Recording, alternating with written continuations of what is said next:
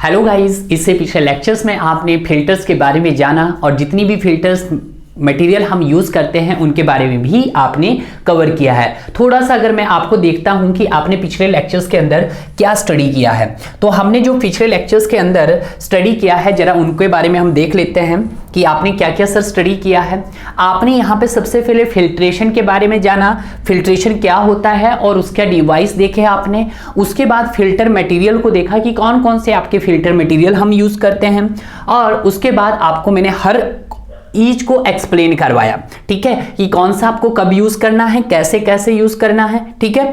तो इस तरह से आपका फिल्टर मटेरियल और कुछ ऐसे भी थे जो आपके आसपास सराउंडिंग में होते हैं, अवेलेबल होते हैं, जैसे आपका धान के छिलके हो गया, धान हो गया जिससे आप चावल निकालते हैं, राइस हस्क हो गया, कोकोनट हस्क हो गया, ठीक है। उसी प्रकार मेटल और हो गया, और उसी प्रकार आपके पास क्रश्ड ग्लास हो गया। तो ये भी सब मैंने आपको बताए थे। आज का जो मेरा टॉपिक रहेगा वो रहेगा मैकेनिज्म ऑफ फिल्ट्रेशन, कि सर ये जो फिल्ट्रेशन का प्रोसेस है ये किस तरह से काम करता है। फॉर एग्जांपल, अगर हम खाना खाते हैं तो खाना हम तो खा रहे हैं मुंह से, बट हमें नहीं पता है कि वो डाइजेशन कैसे कैसे हो रहा है। तो हमें उस डाइजेशन के प्रोसेस को चेक करना है कि वो हमारा जो भोजन है हम जो खा रहे हैं वो कहीं ना कहीं वो स्लज फॉर्म में बाहर निकलता है, तो कैसे वो किस प्रोसेस से गुजर रहा है। तो उसी प्रकार से जो आपका एक वाटर है, वाटर का भी एक प्रोसेस होता है, उसको फिल्टर होने का भी एक प्रोसेस होता है। वो प्रोसेस को जानेंगे कि जब आपका वाटर को आप फिल्टर के अंदर एंटर होगा तो उसमें किस किस तरह की एक्टिविटी क्रिएट होगी। तो उन सारी एक्टिविटी को हम जानेंगे कि एक फिल्ट्रेशन अपना फंक्शन कैसे करता है। तो देखा जाए थ्योरी ऑफ फिल्ट्रेशन, या इसको बोलते हैं मैकेनिज्म ऑफ फिल्ट्रेशन, तो यहां पे इसको मैंने 4 स्टेजेस में कवर किया है। कई बुकों में आपको 6 स्टेजेस में भी देखने को मिलता है, बट आपको मोस्टली जो प्रेफर की जाती है वो 4 ही स्टेजेस होती है। पहली स्टेज रहती है आपके पास मैकेनिकल स्ट्रेनिंग, उसके बाद रहती है सेडिमेंटेशन, उसके बाद रहती है बायोलॉजिकल एक्शन, और उसके बाद रहती है इलेक्ट्रोलाइटिक एक्शन। बड़े ध्यान दीजिएगा, अगर मैं आपको थोड़ा सा पीछे का रिवाइज करवाऊं तो कोगुलेशन एंड सेडिमेंटेशन में आपने क्या किया था सर? सबसे पहले आपने फीडिंग किया था, फीडिंग के बाद मिक्सिंग किया था, मिक्सिंग के बाद फ्लकुलेशन किया था, फ्लकुलेशन के बाद आपने फाइनल सेडिमेंटेशन किया था। कुछ प्रोसेस यहां पे भी फर्दर ऐसे ही वर्क करता है। पहले आप मैकेनिकल स्ट्रेनिंग करेंगे। मैकेनिकल स्ट्रेनिंग के अंदर क्या होता है कि कुछ पार्टिकल्स आपके पास, कुछ जो भी इंप्योरिटीज होती है उनका साइज बिगर होता है एज कंपेयर वाइड साइज से। वाइड साइज मतलब फिल्टर मीडिया के साइज से क्या होता है, कम होता है, वो इजीली रिमूव नहीं हो पाती है, तो इसलिए हम उसको क्या करते हैं, मैकेनिकल स्ट्रेनिंग करते हैं। सेडिमेंटेशन हम तब करते हैं कि हो सकता है कि कुछ अभी भी ऐसी फाइनर इंप्योरिटीज है जो रिमूव नहीं हुई है। सर मैकेनिकल स्ट्रेनिंग से तो आपने जो बड़े साइज के पार्टिकल्स थे, यानी कि बड़े साइज की जो इंप्योरिटीज थी उनको रिमूव कर दिया। सेडिमेंटेशन में अब उनको रिमूव करेंगे जिन्होंने आपका मैकेनिकल स्ट्रेनिंग से जो रिमूव नहीं हुआ। क्लियर है? सेडिमेंटेशन के बाद कुछ बायोलॉजिकल एक्शन, कि कुछ माइक्रो ऑर्गेनिज्म या कुछ ऑर्गेनिक मैटर ऐसे भी होंगे आपके वाटर के अंदर जो डिसॉल्व फॉर्म में प्रेजेंट होंगे, तो उसको हम बायोलॉजिकल एक्शन से रिमूव करेंगे। और कुछ पर्टिकुलेटर मैटर ऐसे होते हैं जो जिनका हम रिमूवल नहीं कर पाते, उनका हम आप इलेक्ट्रोलाइटिक एक्शन से करते हैं। ये बायोलॉजिकल एक्शन आपका हो सकता है कि वहां पे आपका एल्गी का ग्रोथ हो गया हो, ठीक है, तो इनको हम सबको एक्सप्लेन करेंगे और देखेंगे। अगर यहां पे देखा जाए, अगर मोस्टली इन केसेस के अंदर हम देखा एक बात करते हैं कि जो मैकेनिकल स्ट्रेनिंग होती है यहां पे एक लेयर बनती है जिस लेयर का नाम होता है मैट लेयर, ठीक है। एक क्वेश्चन या 2 क्वेश्चन ईएससी के एग्जाम में यहां से पूछा जाता है कि जब आप फिल्ट्रेशन का मैकेनिज्म की स्टडी करते हैं तो आपके पास एक लेयर बनती है शमुट जेडेक। शमुट जेडेक एक लेयर है, वो किस में फॉर्म होती है? आपके पास मैकेनिकल स्ट्रेनिंग में, आपके सेडिमेंटेशन में, कि आपके बायोलॉजिकल एक्शन में, या आपके इलेक्ट्रोलाइटिक एक्शन में। और क्वेश्चन ये भी पूछ सकता है कि मेट लेयर्स कहां पे फॉर्म होती है आपके। तो आइए बात करते हैं अपने कुछ मैकेनिकल स्ट्रेनिंग के बारे में। अब बड़े ध्यान दीजिएगा, पहले मैं आपको एक समझा देता हूं। मान लेते हैं आपके पास ये एक फिल्ट्रेशन है, और इस फिल्ट्रेशन में आपके पास छोटे छोटे वॉइड्स है। यहाँ पे देखिएगा, ये मैंने फिल्टर मीडिया में यहाँ पे क्या डाल दिया, मैंने यहाँ पे कुछ आपके पास लेयर लगा दी, फिल्टर मीडिया की लेयर लगा दी। कुछ इस तरह से मैंने यहाँ पे फिल्टर मीडिया की लेयर लगा दी, फिल्टर मीडिया की लेयर लगाता रहा मैं, ठीक है सर, आपने फिल्टर मीडिया की लेयर लगा दी यहाँ पे, ये फिल्टर मीडिया की लेयर लगा दी, ये फिल्टर मीडिया की लेयर लगा दी, यहाँ पे क्या लगा दी मैंने, यहाँ पे फिल्टर मीडिया की लेयर इंट्रोड्यूस करवा दी, कुछ इस तरह से फिल्टर मीडिया की लेयर को इंट्रोड्यूस करवा दिया। ठीक है, अब होता क्या है कि जैसे ही आपने इसके अंदर वाटर आया होगा, आपके पास कुछ इस तरह से वाटर एंटर किया होगा, तो कुछ वाटर के साथ कुछ आपके पास यहाँ पे सस्पेंडेड इंप्योरिटीज होंगी, जो क्या होगा कि यहाँ पे आपको वर्ड्स दिख रहा है, वर्ड्स के बीच में क्या गैप दिख रहा है, तो कुछ पार्टिकल्स होंगे, जो बड़े साइज के पार्टिकल्स होंगे वो तो इसके ऊपर रिटेन कर जाएंगे, बड़े पार्टिकल के साइज तो उसके ऊपर रिटेन कर गए।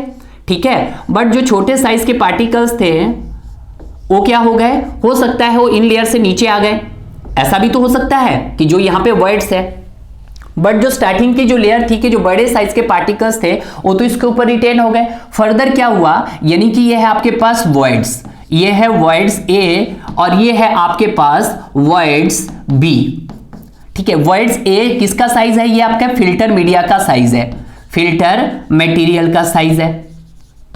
ठीक है, और वाइड बी जो आए आपके पास, ये कौन से है आपके पास इंप्योरिटीज आई, क्या आई, इंप्योरिटीज आई। अब होता क्या है कि जब आपके पास इंप्योरिटीज का साइज इज मोर देन, आपके पास जो यहाँ पे इंप्योरिटीज है, जो आपके पास इनऑर्गेनिक या कुछ भी सस्पेंडेड पार्टिकल्स है, उनका size more than filter material से ज्यादा है। कहने का मतलब क्या है कि मैकेनिकल स्ट्रेनिंग हम तभी करते हैं जब आपके पास वाइड बी जो होता है मोर देन वाइड ए से ज्यादा होता है। अब देखिएगा इसका वाइड ज्यादा है तो ये ऊपर रिटेन कर जाएगा। ठीक है, लेसर होगा, सॉरी लेसर, जब वाइड बी का वाइड क्या होगा, लेसर होगा आपका वाइड ए से, तो ये पार्टिकल्स आपके इसके ऊपर रिटेन कर जाएंगे। वैसे ही यहाँ पे इस तरह से ये पार्टिकल्स इसके ऊपर आते आते सारे पार्टिकल्स जो भी, अब देखिएगा पहली लेयर्स में हो सकता है कि कुछ पार्टिकल्स आपके क्या हो गए, नीचे सेटल डाउन हो जाएंगे, अब जहां पे आपको गैप दिख रहा होगा। बट जैसे ही अब इन्होंने अपनी पार्टिकल्स कुछ इनऑर्गेनिक इंप्योरिटीज की एक लेयर बना दी, तो इसके ऊपर एक लेयर बन गई आपके पास, ऑर्गेनिक मैटर की लेयर बन गई, तो फर्दर इसके ऊपर पानी आएगा, तो जो भी आपके पास यहाँ पे अब दो टाइप की इंप्योरिटीज होगी, एक होगी आपके पास कुछ कोर्सर इंप्योरिटीज भी रुकेगी और एक रुक जाएगी अब यहाँ पे फाइनर भी, कुछ फाइनर, सारी फाइनर नहीं, कुछ फाइनर यहाँ पे रुक जाएगी। जब ये कोर्सर और फाइनर इंप्योरिटीज इसके ऊपर रुक जाएगी तो ये एक लेयर की फॉर्मेशन कर देंगी। किसकी फॉर्मेशन कर देगी, आपके पास एक लेयर की फॉर्मेशन बना देगी कुछ इस तरह से, और इस लेयर की फॉर्मेशन को हम नाम देते हैं दैट इज मैट लेयर। इस लेयर की नाम देते हैं हम that is mat layer. Clear है, तो इस तरह से आपका क्या होगा, मैकेनिकल स्ट्रेनिंग। इसी तरह से जब ये लेयर बन जाएगी आपको, तो इसको आप स्ट्रेन आउट कर दोगे with the help of mechanically, और जब इसको मैकेनिकली स्ट्रेन आउट कर देंगे तो इसी को बोला जाता है आपका मैकेनिकल स्ट्रेनिंग बोला जाता है। देखते हैं क्या लिखते हैं कि सैंड कंटेन्स स्मॉल पोर्स, कि जब आपके पास sand contains small pores the suspended particles which are bigger than the size of the void, कि जो भी आपके पास सस्पेंडेड पार्टिकल्स है, सस्पेंडेड पार्टिकल जो ऊपर रिटेन हो गए, उनका साइज बिगर देन है आपके फिल्टर मटेरियल के पार्टिकल्स, कि जो भी आपका यहाँ पे फिल्टर मीडिया डाला आपने, उनके साइज से बड़ा है आपका सस्पेंडेड का पार्टिकल्स, तभी तो रिटेन होगी। क्लियर है, if the sand layer cannot pass through the voids and get easily arrested, तो क्या हो जाएगी, वो easily arrested हो जाएगी, कि जो आपके पास जो सस्पेंडेड इंप्योरिटीज का जो साइज है is more than is the filter material के साइज से ज्यादा है, तो ये क्या हो जाएगी, इसके टॉप में आके अरेस्टेड हो जाएगी, और ये जो अरेस्टेड पार्टिकल्स होंगे फॉर्म ए मैट लेयर, ये क्या करेंगे, एक मैट लेयर का निर्माण करेंगे top of the bed which further help in straining, जिसके हम उनको क्या कर देंगे, उसको स्ट्रेनिंग की मदद से उसको क्या कर देंगे, आउट ऑफ कर देंगे टू दी इंप्योरिटीज।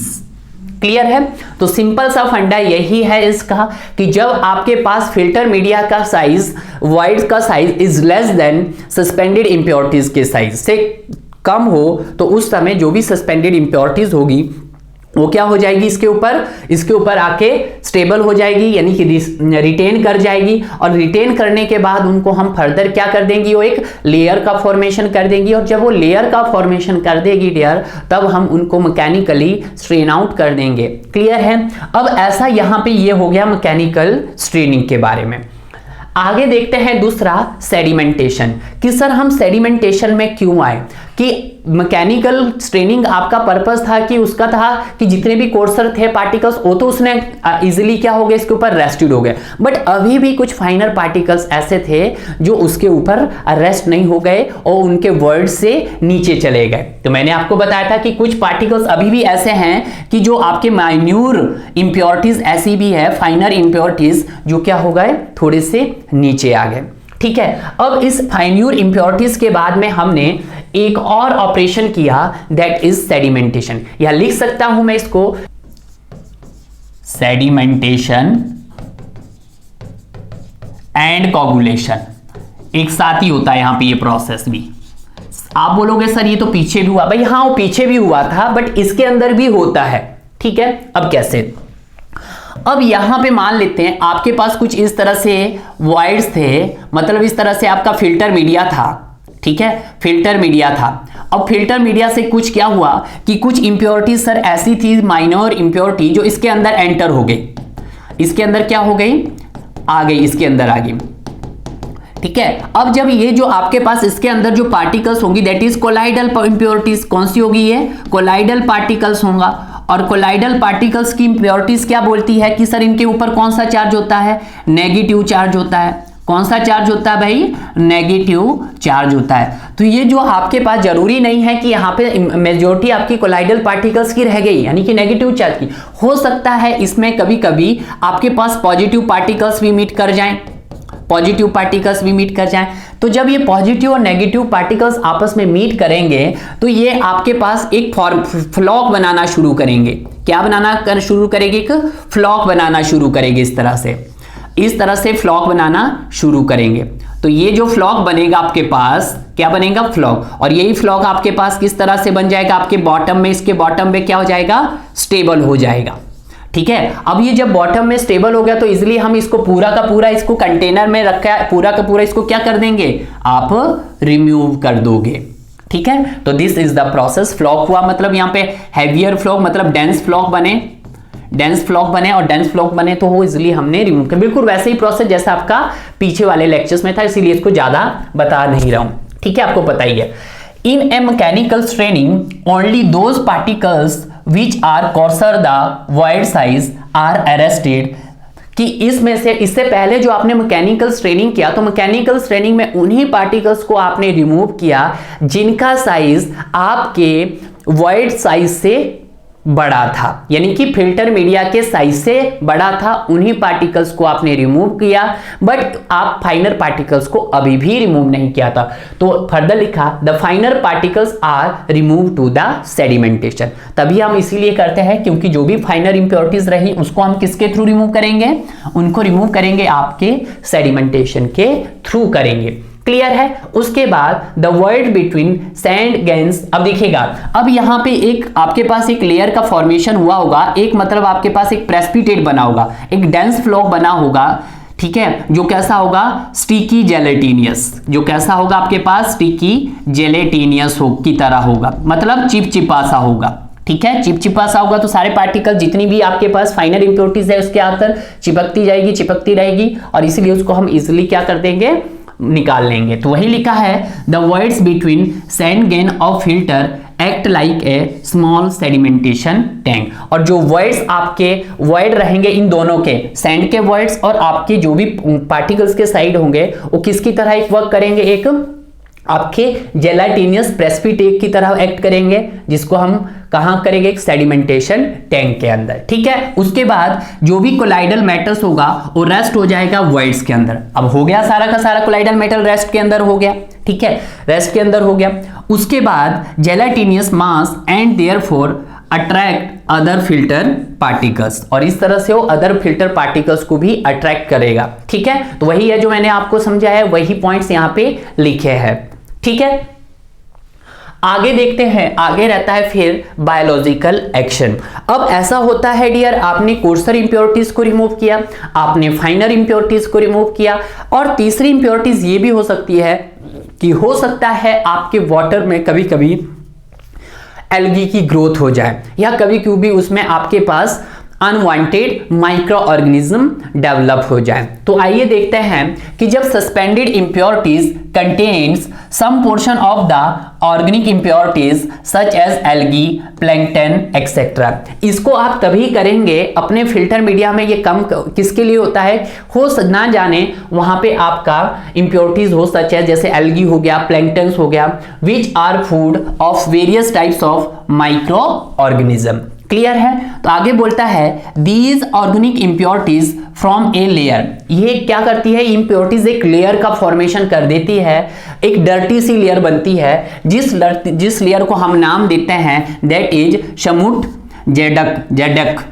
क्या बोलते हैं इसको, शमुट-जेडक लेयर नाम देते हैं, या इसको डर्टी लेयर बोलेंगे। ठीक है, तो ये क्वेश्चंस पूछा जाता है, वेरी वेरी इंपॉर्टेंट, कि किस मैकेनिज्म ऑपरेशन ऑफ फिल्ट्रेशन में आपका लेयर बनती है, मतलब कौन सी लेयर, शमुट-जेडक लेयर बनती है। तो शमुट-जेडक लेयर बनती है आपके बायोलॉजिकल एक्शन में बनती है, और कहां पे बनती है, आपके फिल्टर में बनती है। और इससे पहले वाले लेक्चर्स में मैंने कहा था कि आपके पास एक मैट लेयर का फॉर्मेशन होता है, और मैट लेयर का फॉर्मेशन आपका कहां पे होता है, मैकेनिकल स्ट्रेनिंग के अंदर होता है। क्लियर है, दिस इज द राइट। उसके बाद नेक्स्ट आता है this layer further help in absorbing and straining out. ये क्या करता है आपके पास, ये एक हेल्प एब्सॉर्बिंग का काम करता है। जैसे एक लेयर बनेगी तो हो सकता है इसके ऊपर और ज्यादा इंप्योरिटीज भी आके रुके, और जैसे ही हम इसको एक लेयर की फॉर्मेशन अच्छे से हो जाएंगी तो इसको स्ट्रेन आउट कर देंगे द इंप्योरिटीज। क्लियर है। तो this is the very important, this is the biological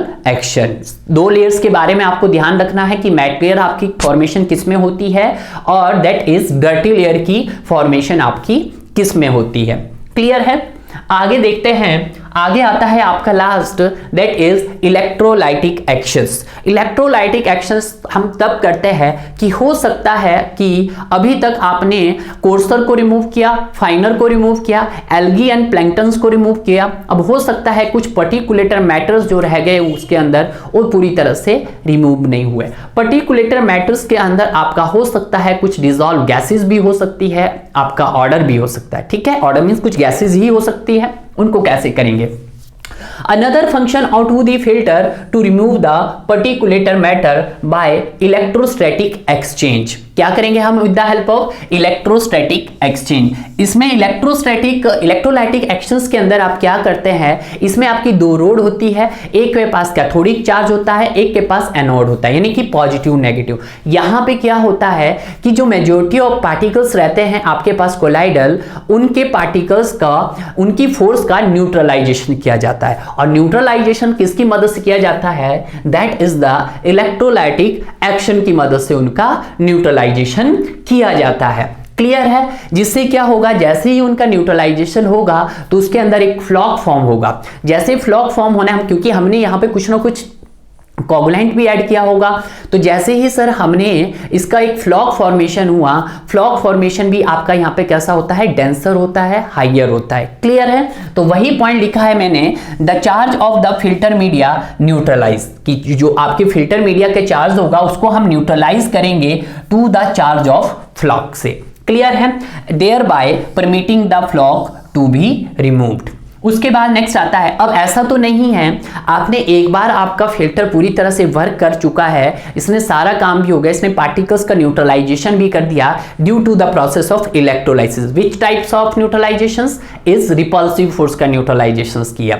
clear है। उसके बाद सर आप इसको वॉश भी करोगे ही करोगे, क्योंकि ऐसा तो नहीं होगा भाई, एक टाइम ऐसा भी आएगा कि आपके जो फिल्टर की जो एफिशिएंसी होगी वो कम हो जाएगी। जरूरी तो नहीं है कि फिल्टर की एफिशिएंसी ज्यादा ही रहेगी। एक वंस ए टाइम आएगा जब आप फिल्टर को लगातार बार बार यूज कर रहे हैं तो उसकी एफिशिएंसी पे इफेक्ट पड़ेगा, और तब हम उस समय क्या करेंगे कि भाई क्लीनिंग भी तो करनी पड़ेगी, बहुत समय से गंदा हो गया है। तो आप एक ऑपरेशन करेंगे during the process of back washing. क्या करेंगे आप, बैक वॉशिंग करेंगे ऑफ द फिल्टर, द इलेक्ट्रोस्टैटिकली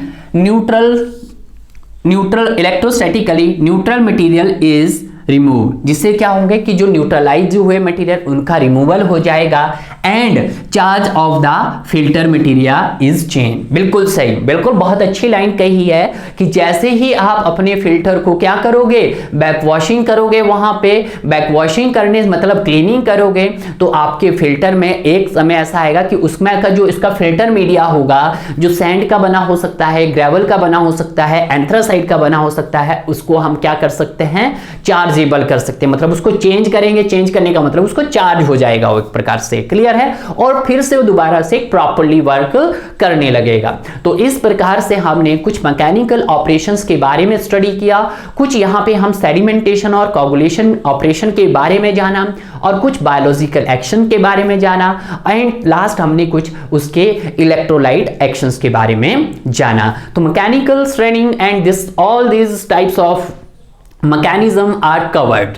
ये सारे जितने मैकेनिज्म है इनसे अच्छे से स्टडी करना, बस यही काफ़ी है, इससे ज़्यादा आपको एक्स्ट्रा स्टडी करनी भी नहीं है, क्लियर है। तो अगले टॉपिक्स में हम जो कवर करेंगे वो क्लासिफिकेशन ऑफ फिल्टर करेंगे कि आपके पास कितने टाइप के फिल्टर होते हैं गाइस। तो ओके, मिलेंगे एक नेक्स्ट वीडियो में। Okay, bye bye, take care.